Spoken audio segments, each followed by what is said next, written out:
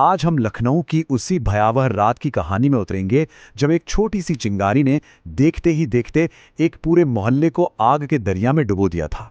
चलिए, सबसे पहले उस पल में वापस चलते हैं जब तबाही ने दस्तक नहीं दी थी, जब सब कुछ बिल्कुल सामान्य था। तारीख थी 15 अप्रैल 2026।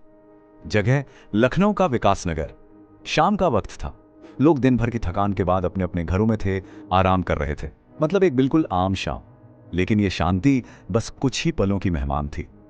और तभी एक जोरदार धमाके ने पूरी बस्ती को मानो दहला दिया।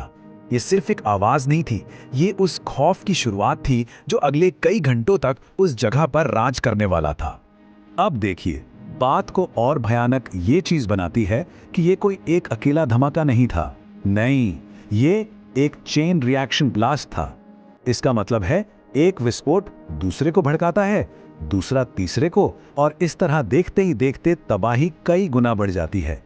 तो सवाल ये है कि आखिर कैसे एक छोटी सी चिंगारी इतने बड़े आग के तूफान में तब्दील हो गई। आइए समझते हैं कि ये आग कैसे और क्यों इतनी तेजी से फैली।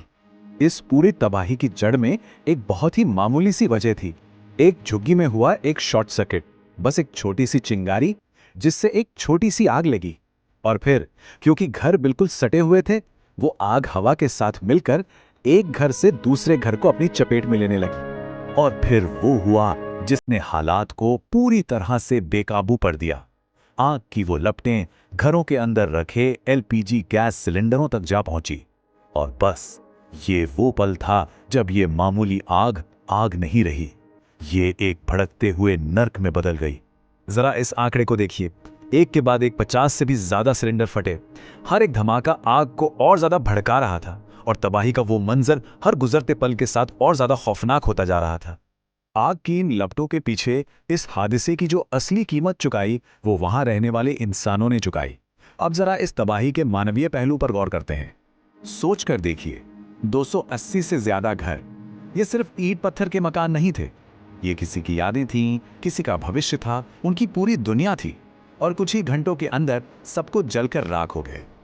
और नतीजा, 1000 से ज्यादा लोग, बच्चे, बूढ़े, पूरे के पूरे परिवार पलक झपकते ही बेघर हो गए, सड़क पर आ गए। उनके पास सिर छिपाने के लिए धुएं से भरे आसमान के सिवा और कोई छत नहीं बची थी। वहां मौजूद एक इंसान ने बाद में बताया, लोग बस अपनी जान बचाने के लिए भाग रहे थे। कुछ लोगों ने तो चंद सेकंड में अपनी आंखों के सामने अपने घर को राख होते देखा। चारों तरफ बस चीख पुकार और दहशत का माहौल था। परिवार एक दूसरे से बिछड़ गए, बच्चे रो रहे थे, और लोगों ने अपनी जिंदगी भर की जमा पूंजी को एक झटके में आग में जलते हुए देखा।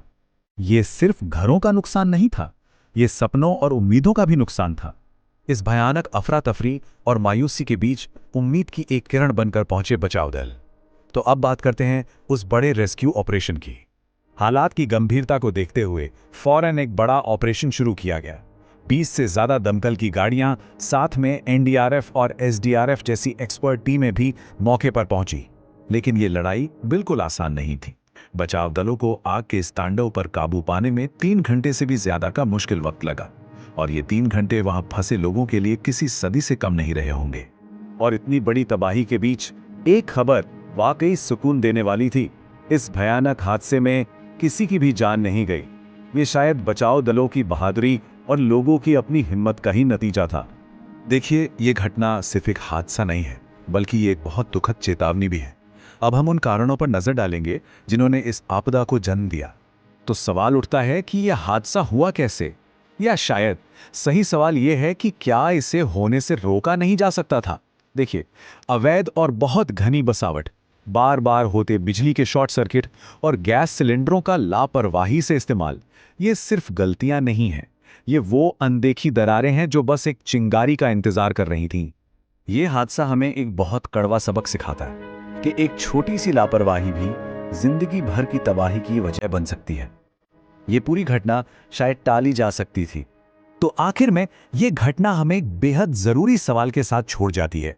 इस तरह की त्राजेडियों को दोबारा होने से रोकने के लिए क्या किया जाना चाहिए? क्या ये सिर्फ कुछ नियमों का सवाल है, या फिर हमें हमारे शहरों की प्लानिंग और सुरक्षा के पूरे सिस्टम पर ही फिर से सोचने की जरूरत है? अगर आपको ऐसी ही इंटरेस्टिंग वीडियोस पसंद है तो लाइक करें, सब्सक्राइब करें और बेल आइकॉन जरूर दबाएं।